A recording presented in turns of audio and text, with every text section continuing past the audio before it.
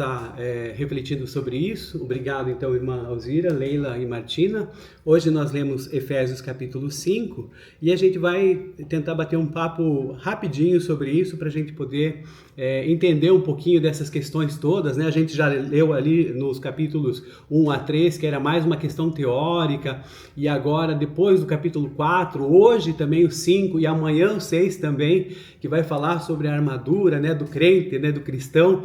A gente hoje tem aí uma questão relacionada à questão principalmente de uma ética cristã que é aplicada então para os relacionamentos e para a conduta individual de cada um de nós, né? Então a gente pode até dividir em 3 partes, como foram as leituras aqui bíblicas, né? A primeira do 1 até o 14, explicar o seguinte, que Paulo convida a cada um de nós a sermos uma imitação de Deus, né? A gente não está vinculado, o nosso padrão de comportamento cristão não é numa letra fria da lei, mas é o próprio caráter divino que se revela em Cristo em nós. Então ele pede aqui, olha, sejam imitadores de Deus, e como filhos amados, a gente deve fazer o quê? A gente tem que reproduzir as características de Deus em nós. Isso é muito importante porque existe uma necessidade de uma renúncia às trevas, né? A gente precisa aqui ter vários contrastes e pensar que nós devemos abandonar a imoralidade, a gente deve abandonar a impureza, deve abandonar a cobiça.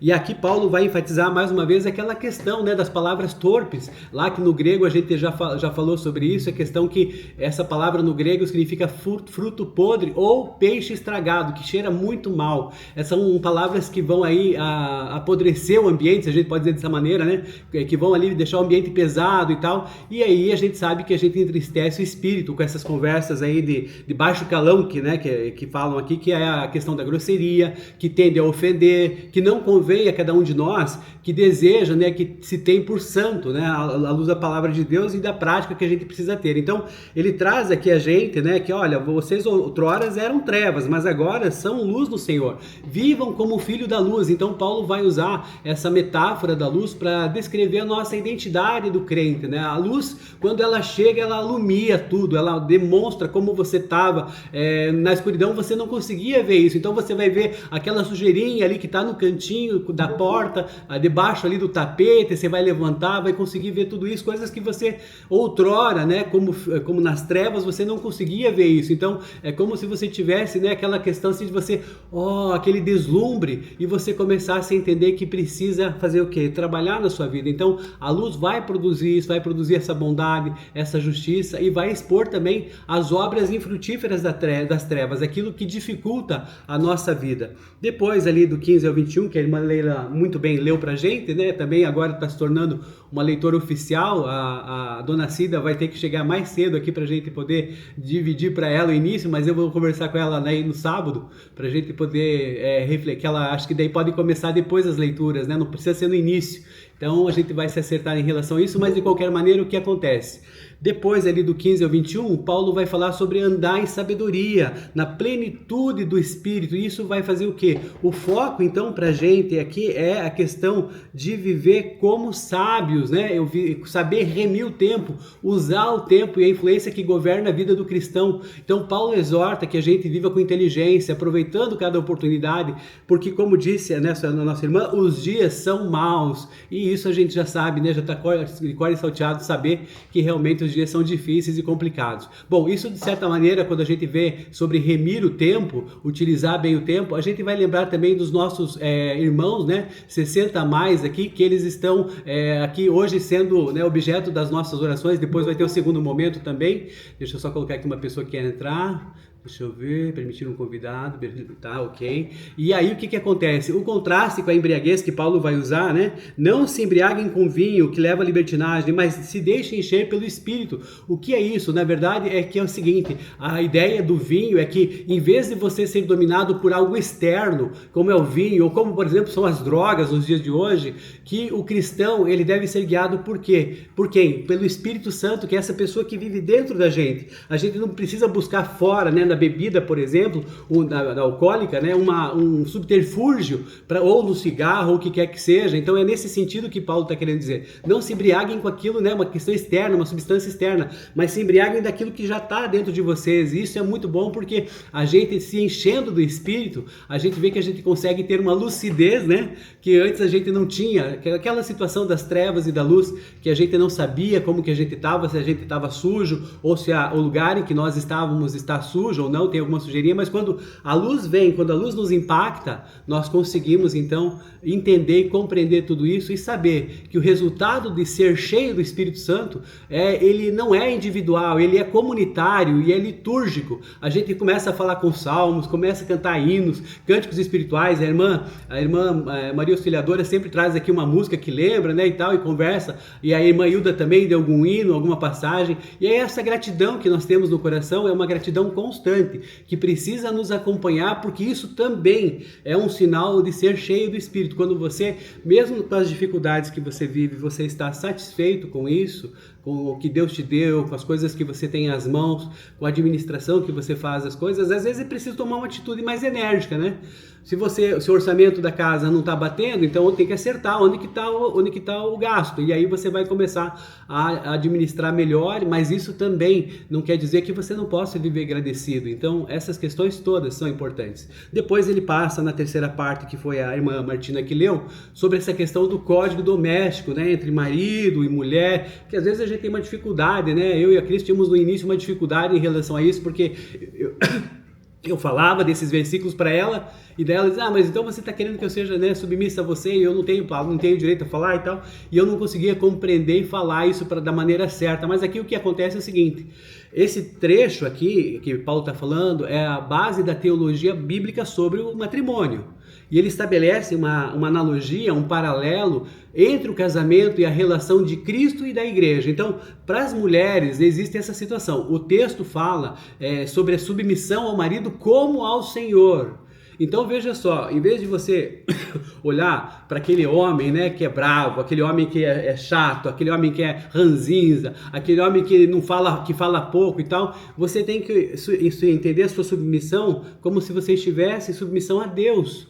Né? Então aquilo também, de certa maneira, para a sua vida, mulher, ele irmã, né? Mulher, irmã, ele é, na verdade, um campo missionário, é o primeiro campo missionário que você tem, né? Não precisa ir lá para o Afeganistão ou para outros lugares, você pode fazer isso dentro da sua casa. Mas veja só, o que está acontecendo aqui é que ele vai dizer uma sujeição mútua. Olha lá no versículo 21, um pouquinho antes de começar isso: sujeitem-se uns aos outros por temor a Cristo. Então veja só, os maridos, eles também têm uma responsabilidade que inclusive é pesada.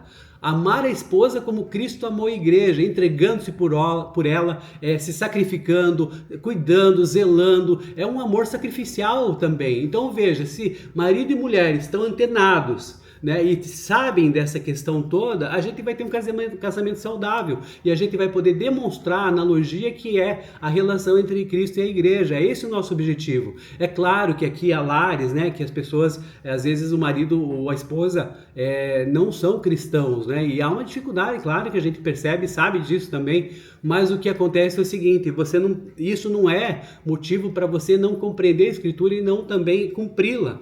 Então, nesse sentido de tratar em amor, de se devotar, né, servir ao próximo. Então, servir ao próximo que está bem próximo, né, que é o marido, que é a esposa, né, que não é cristã. Isso também é importante para que você tenha, então, essa possibilidade de exercitar ali na sua casa, né, nesse campo ministerial pequeno, né, digamos assim, micro, o seu ministério, exercer essa função que Deus te deu, seja de esposa, seja de marido, porque mesmo que o seu cônjuge ele não seja dedicado à cristandade, né? Ele não seja cristão, você pode sim demonstrar como que é viver com Jesus para ele ou para ela. Então isso também, de certa maneira, é esse campo missionário que a gente precisa entender e compreender. Então é essa devoção que precisa ter um ao outro dentro do casamento, que vai demonstrar para nós como é a relação sadia, como deve ser entre Jesus e a igreja. Isso é muito importante. Então,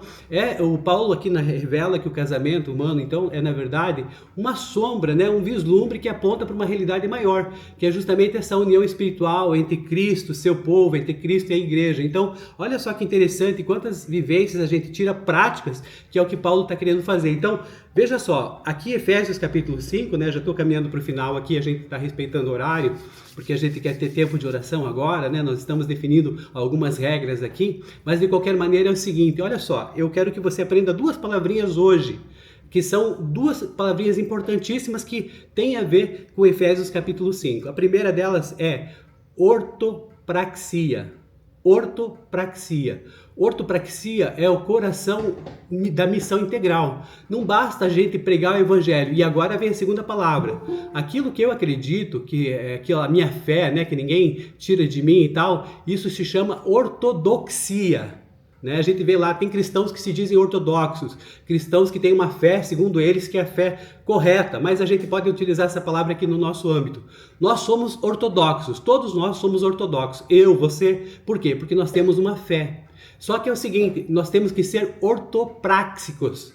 Ortopráxicos, o que é? Colocar isso em prática. Então, essa questão da ortopraxia é que nós sejamos essas mãos de Cristo na sociedade, cuidando do próximo, agindo com uma ética que a gente chama uma ética global, que a gente compreende, então, como nós já falamos dessa questão da missão integral, no relacionamento horizontal da cruz, né? Esse de nós com o próximo, que isso também envolve cuidar do meio ambiente, cuidar de cada um de nós, cuidar dos animais, cuidar da situação toda que a gente vive, da nossa casa. Isso é muito amplo. Então, veja só, essa ortopraxia, ela combate o legalismo intelectual, onde a pessoa conhece toda a Bíblia, mas não vive os valores do reino. Você conhece alguém assim, né?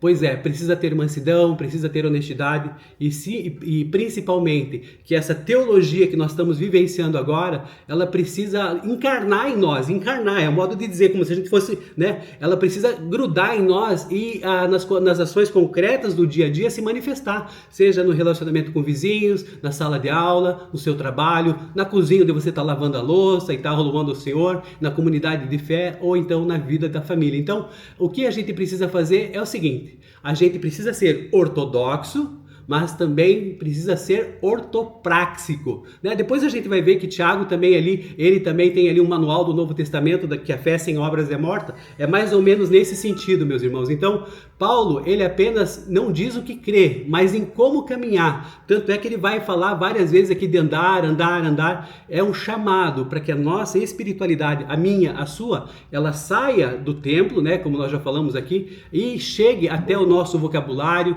chegue à nossa agenda diária, chegue também à questão de o nosso relacionamento, principalmente dentro da nossa casa. É isso, irmãos, então eu queria falar para vocês, cumprimos aí o nosso horário, agora vamos aqui para a nossa segunda